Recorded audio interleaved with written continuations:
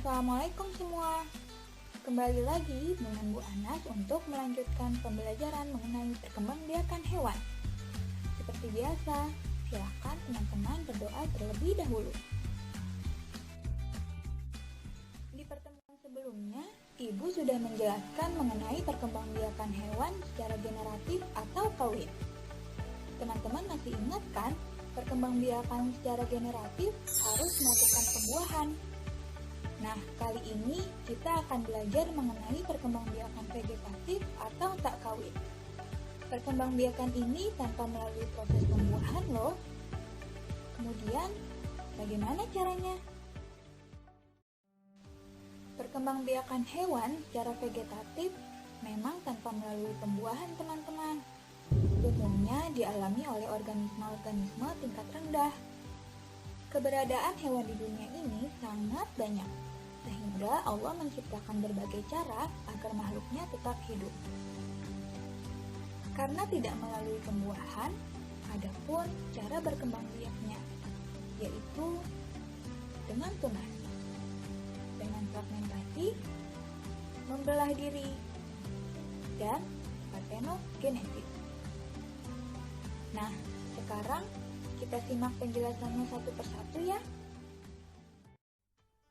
Perkembangbiakan hewan menggunakan tunas.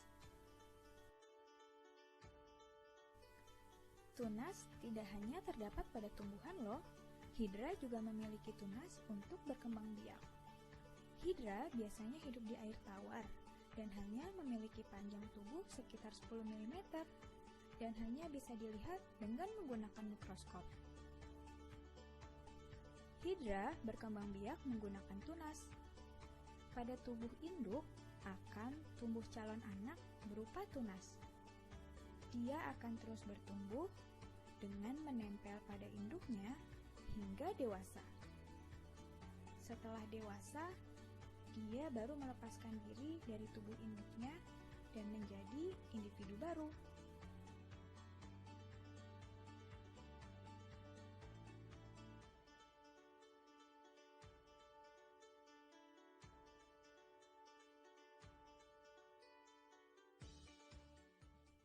Selain hidra, ada hewan porifera atau spons. Ya, spons. SpongeBob SquarePants yang biasa kalian tonton itu dapat berkembang biak menggunakan tunas. Spons merupakan organisme yang mempunyai banyak pori di tubuhnya sehingga air dapat melewatinya. Bentuknya bisa sangat beragam karena menyesuaikan dengan lingkungannya. Spons bisa hidup di air laut dan air tawar, bahkan dalam kondisi suhu dingin sekalipun. Selanjutnya, perkembangbiakan hewan secara vegetatif dengan cara membelah diri.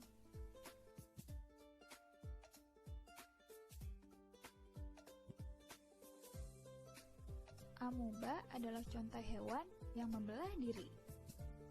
Hewan yang membelah diri mengembangkan keturunan sama dengan induknya.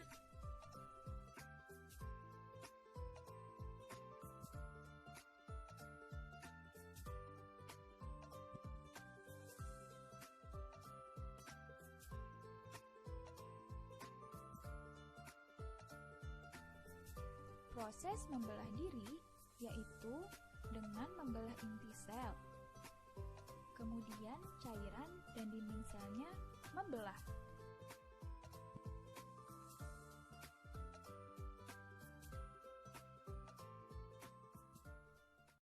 Kemudian ada fragmentasi. Fragmentasi dilakukan oleh organisme dengan memecah diri menjadi fragmen-fragmen, dan tiap fragmen akan menjadi individu baru. Untuk lebih jelasnya, kita lihat planaria ini berkembang biak ya. Ketika dipotong horizontal, akan tumbuh menjadi 2 individu. Sama halnya ketika dipotong vertikal, juga akan menjadi 2 individu baru. Jika hanya dipotong sebagian, akan terdapat 2 kepala pada planaria.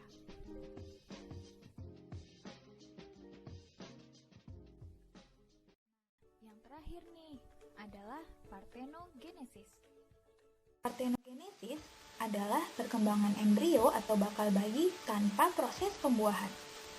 Sel ovum pada betina tidak melakukan pembuahan dengan sel sperma, melainkan sel ovum melakukan meiosis hingga menghasilkan embrio baru.